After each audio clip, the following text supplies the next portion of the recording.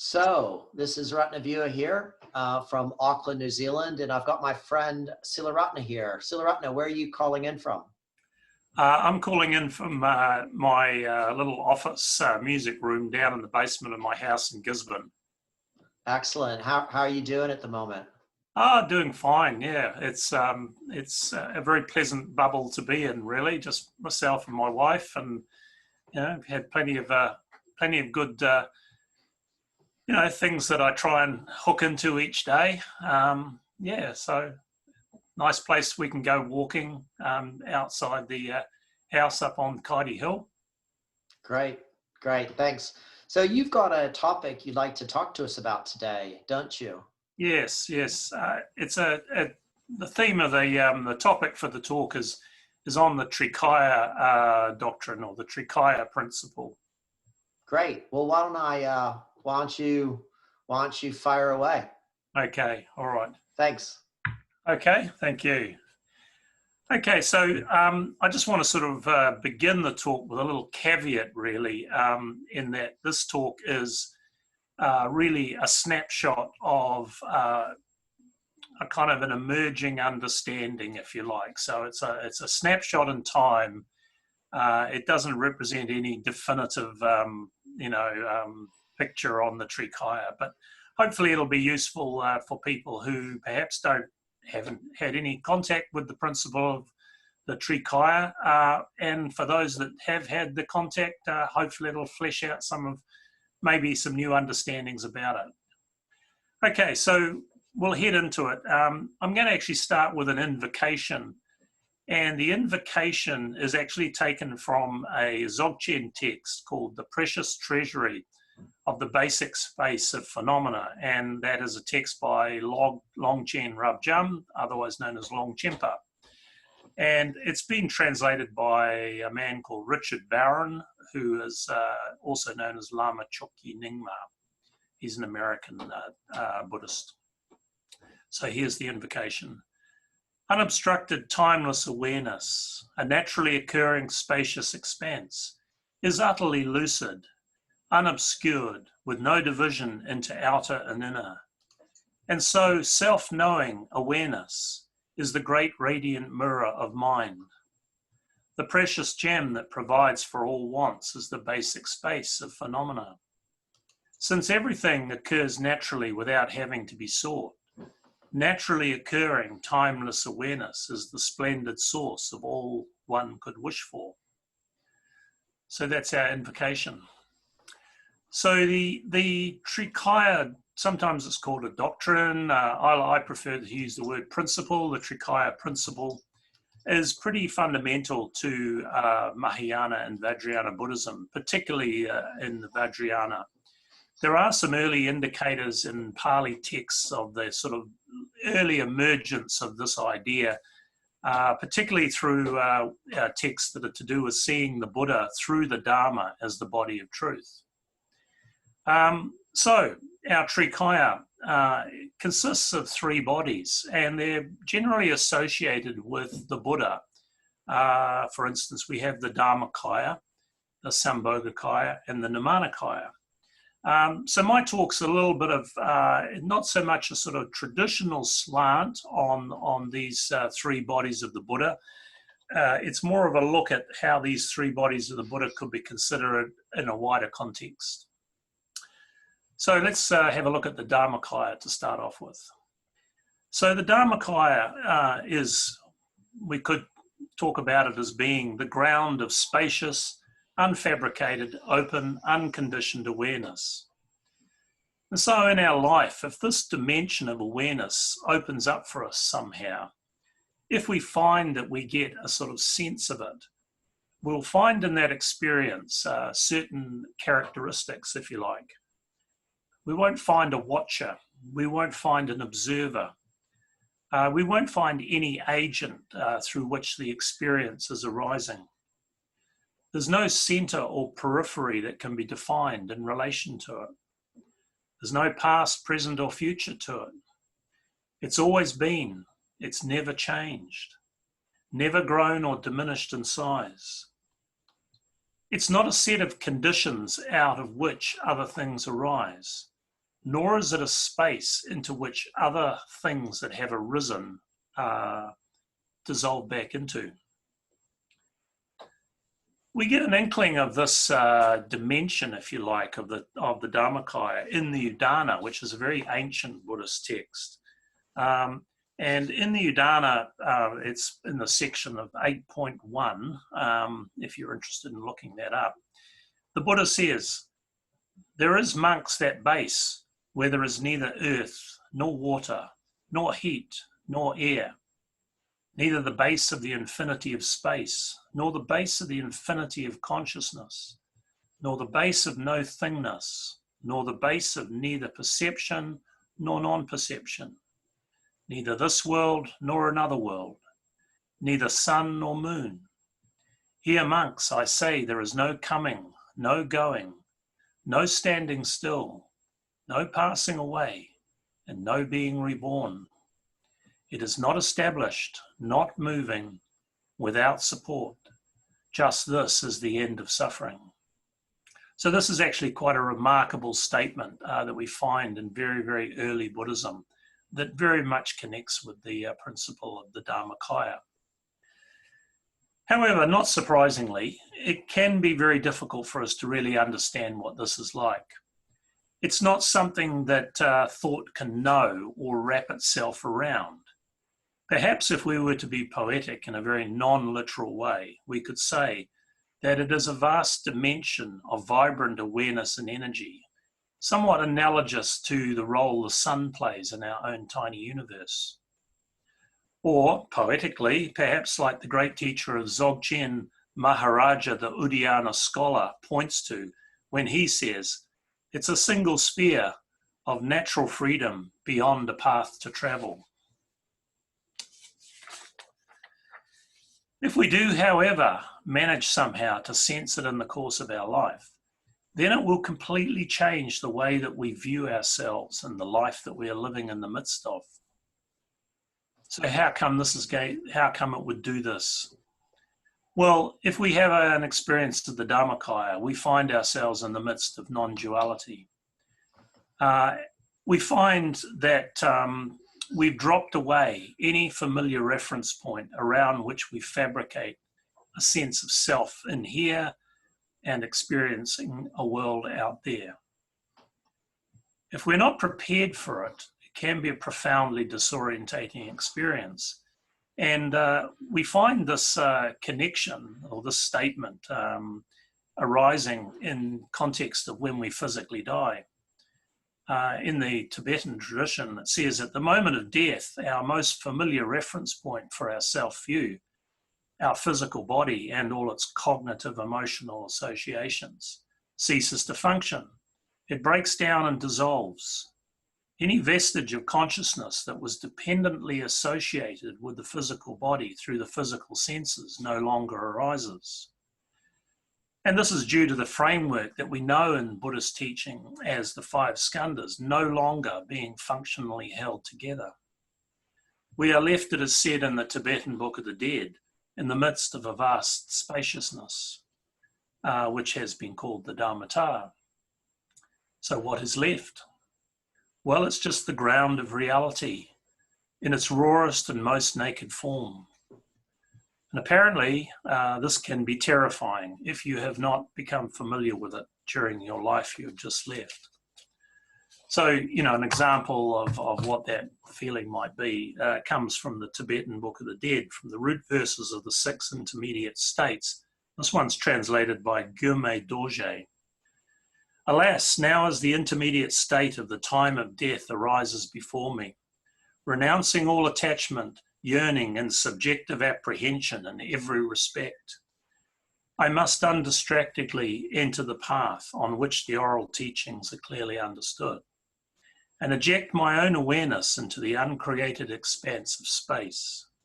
Immediately upon separation from this compounded body of flesh and blood, I must know this body to be like a transient illusion." So, trying to come back to earth a little bit about the Dharmakaya. It's almost an impossible thing to do, but we'll attempt it anyway. So here's a few suggestions as to how we can actually perhaps develop a sense, perhaps, if not the actual experience of the Dharmakaya. So firstly, I suggest that you develop, or we develop, a strong basis of devotion and faith in the Dharma through performing puja, chanting mantra, setting up a devotional shrine and prostrating yourself to it. Invoke the blessings of all the great teachers and the lineages who have inspired you to look beyond yourself. Open your heart through practices like Tonglen and metta.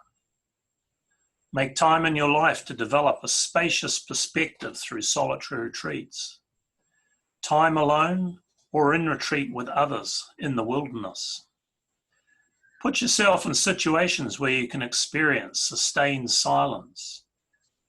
Meditate in your daily life for at least 45 minutes daily, and make sure that 45 minutes is actually used productively to meditate in a spacious way. Come into an intimate relationship in your meditation with your physical body and its subtle energies. Repeatedly read, recite, and contemplate over and over authentic Dharma teachings that emphasize the spaciousness. And in this context, the text of the Madhyamaka, the Yogacara schools, the Dzogchen and Mahamudra schools are excellent in this respect. Don't try and understand them with your intellect. Just let their spacious perspectives seep into your life. And probably fundamentally, go for refuge. Commit yourself to a lineage of practice. Make a heartfelt statement of your intention to bring the three jewels as much as possible into the center of your life mandala. And then consistently make your practice a direct expression of that intent. So moving from the Dharmakaya to the Sambhogakaya, there's an attitude that's very useful to develop. And that is that the Dharmakaya is something that is alive. It's alive and vibrant. And that the aliveness and vibrancy of the Dharmakaya finds its expression in the Sambhogakaya. This has been translated as the body of mutual delight or great joy. So what might it feel like to experience the Sambhogakaya? Well, Sangharakshita in his essay, The Way of Emptiness, describes it somewhat poetically like this. To the pure mind, everything appears as in fact it really is, a process of unceasing flux wherein one thing continually passes over into another, and wherein all things exist in a state of unimpeded mutual solution. In such a state of perfect mutuality, there are no lines of demarcation between one individual existence and another. Nothing offers any resistance to being penetrated by every other thing, but one individual existence slides smoothly and easily, as it were, into another, each into all into each, and all into all, like the unimpeded interpenetration of innumerable beams of light. So moving from Sangharakshita to Reginald Ray. Reginald Ray describes the Sambhogakaya in his book, Pure Awareness, as something to experience. So something so alive and utterly open as the Dharmakaya constantly manifests itself. And this is known traditionally in the Vajrayana as the manifesting of the Vajra nature. And these manifestations are all the myriad forms of the Sambhogakaya. So at this point, we might just have a little pause and consider some lines from the Heart Sutra. Listen, Sariputra, form is no other than emptiness. Emptiness no other than form. Form is only emptiness, emptiness only form. So form here translates the Sanskrit word rupa. And rupa is a very enigmatic word. It's not form in the literal sense of tangible material like wood or steel or flesh or bone, though it sometimes is used in that context. It's more like what we impute as objective in any perceptual situation, what we contact as we experience. So it's very much a constituent of mind. Sometimes it's used to designate qualities such as solidity, fluidity, temperature, radiance, as in heat, permeation, atmospheric movement. But it's also known as being a great ghost, what's called a mahabhuta. And it's a great ghost in the sense that we can never be quite sure what we are contacting. When we contact the manifestations of life in our experience, we can never assume we fully know what it is we are contacting with our senses. We so very quickly default to the application of all sorts of labels about this sense experience, and we wrap our sense experience up in all these labels, thinking that we can then understand it and know it. But perception is very much also interpretation. Thoughts certainly do not give rise to all we experience. There are phenomena such as, for instance, carbon, hydrogen, oxygen molecules. I'm not a scientist, but I just use those as an example. There is something energetic undoubtedly behind the labels we create for those kind of things.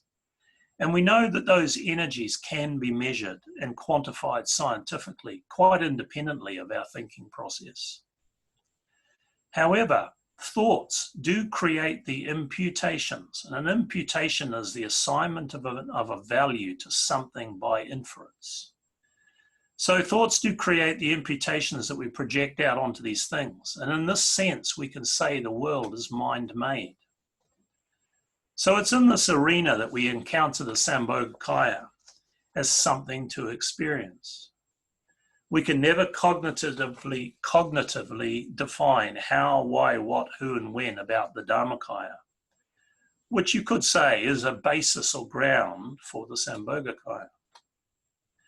One of the traditional Buddhist images that I connect with quite strongly that expresses this mysterious transformation is the figure of Samantabhadra, the Adi or primordial Buddha. He's usually dark blue in color, he's naked, and he's often depicted perpetually in sexual union with Samantabhadri, his consort. So the masculine aspect of compassion, skillful means, appearance, rupa, Sambhogakaya form is united with the feminine aspect of wisdom, emptiness, Dharmakaya, space. Another form that we might be more familiar with and that expresses this transformation is the five Buddhas, the five expressions of the Dharmakaya, Amoghasiddhi, Akshobhya, Ratnasamava, Amitabha, and Vairochana. However, manifesting in the Sambhogakaya is an aspect of communication, the mutual delight and sacredness through which we can interact with reality. We can't do this interaction directly with the Dharmakaya, because even though it's always fully manifest in every moment of our lives, it has no substance or inherent characteristics by which we can perceive it with our senses. The only dimension, perhaps, and this is a very big perhaps, that we could touch it directly through is in the depths of meditative samadhi beyond the Arubaloka. So coming back to Earth a bit, our bodies fundamentally show us how this manifestation operates in the form of what's sometimes called co-emergence. But it's also here in this sort of process that we distort this dynamic expression of reality that we're calling the Sambhogakaya. We constantly are in contact with all this through our senses because of our unique ability as human beings to turn back on our own experience. We can misinterpret these expressions. We can become overwhelmed and fearful of their infinite abundance and luminous emptiness. So we selectively develop preferences in relation to our feelings about all this experience, about the expressions we feel drawn to and the expressions we feel repelled by. Splitting the non-dual form and emptiness expressions of reality into subject and here versus object out there. We split off the emptiness of all these expressions and become lost in the profusions of form to which we ascribe some kind of permanence and substantiality. So the Sambhogakaya can appear to us as the most beautifully luminous Buddha or Bodhisattva we could possibly imagine, or as the most fearsome and loathsome demon we could project onto reality through our ignorance. It can spin us inexorably down into the deepest pits of samsara, or upwards towards the pure land of the Buddha Amitabha, known as Sakavati. And the key factor, you might say, within the 5 skandhas that enables this process or sort of facilitates this process is the skandha of samnya, the skandha of perception or interpretation. So as we did with the Dharmakaya, how can we come into some real appreciation for the Sambhogakaya? Well, fundamentally, we need to develop our appreciative faculties, our imagination. We need to begin to absorb the sacredness, insubstantiality, and impermanence of life in all its myriad forms. Our self-awareness can work for and against us. It can both serve and limit us. Looking back from our self-awareness through the mano-vijnana and out through the senses, we can appreciate and become more aware of the myriad forms of life we're always in contact with. But on the other hand, we can easily obscure this perception of the abundant expressiveness of reality through our own misinterpretations. From the point of view of the Dharmakaya, all manifestations of life are essentially already non-dual. Form and emptiness are inseparable. You can't divide them however much you try. But you can obscure this co-emergence through falling into the kleshas. The kleshas being passionate attachment, anger, which sometimes we call vindictiveness, arrogance or ego inflation, ignorance or fundamental lack of awareness, indecision, in other words, an emotional inability to make up your mind one way or the other, and of course, opinionatedness, entrenched views. The kleshas from the point of view of the Dharmakaya are also entirely illusory. But from the point of view of the Sambhogakaya, they're also convincingly seductive. They are the expressions of our repeated habitual tendencies to distort our self-aware experience, in other words, our samskaras. They can be very sticky when they're repetitiously indulged in. From the point of view of the Vajrayana, the kleshas are the energetic expressions of the abundance of the Dharmakaya itself.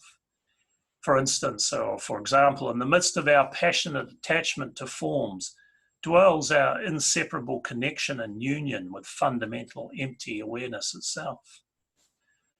But interpreted through the twin veils of our self-clinging passions and views, they are what obscures and clouds the essential purity of our self-awareness. So the Sambhogakaya always offers us the opportunity to awake to the reality that constantly surrounds us inwardly as the vast empty awareness and outwardly as its myriad expressiveness, as if the two could ever be separated. And that brings us to our third body, the Namunakaya. Traditionally, the Namunakaya has been associated with the physical body of the Buddha, like our Buddha Shakyamuni, who walked the dusty plains and great jungles of ancient India. But we can also consider the Namunakaya, also try and understand it as a spontaneous responsiveness. The Dharmakaya expresses its abundant energy endlessly through the Sambhogakaya. But we need to respond to that abundant energy, and we do this by developing our own unique vehicle through which we can come into relationship with the other two bodies. The Sambhogakaya, in all its abundant expression, can appear, depending on our propensities, as at first quite chaotic when we begin to become aware of it. Initially, we perhaps find it difficult to derive an appreciative coherency for our own responsiveness to all this expression of life. Excuse me. As we practice the Dharma, we will become gradually more mindful of all the possible ways we could give conscious, aware expression to the spiritual energy of our life. gradually we start to discover that we need to practice in a certain kind of way that enables us to become more authentically aligned with our vision of enlightenment. Our own life needs to become more and more transparent to the Dharmakaya and Sambhogakaya. And this essentially requires a realignment of our motivation. Instead of the ego, our own limited self-view, determining the way we live, we find, or we could find, a new desire emerging to let reality become the determining driver in our living out of life. And this then can become the real ground of practice and transformation. If we can learn to respond not to our distortions we fabricate about the abundant expressions of empty, unsullied awareness, but to the totally open nature of those expressions, then reality will respond accordingly and become our ally in this process of spiritual transformation. Then our world we find ourselves living in will become like those innumerable intersecting beams of light, offering no resistance to all that manifests.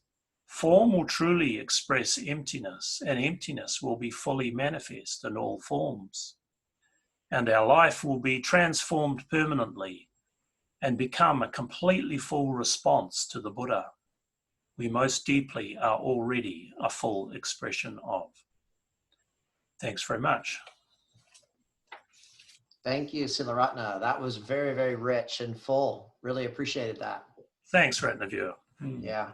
I particularly like the way that, you know, with the Namunakaya bit, it's just like living that way, living in such a way that we let reality guide us. When you said that, I found that very evocative.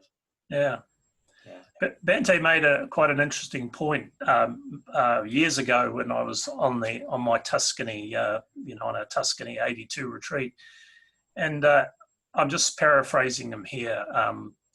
He said something about how you can look at your Dharma life as being like the building of a body that can become your vehicle when you die, and it can also become your kind of vehicle that you can use to kind of respond to reality. And he called it like I think it's the Namunakaya or something, or it's a subtle form that we actually purify through our Dharma practice. So I thought that was kind of an interesting idea. That's great. That's great. That's great. Yeah. All right. Well, thanks again. Okay. And take care in Gisborne. Will do. Thanks, Ratnaviewer, for the opportunity. Yep. Bye. See you later.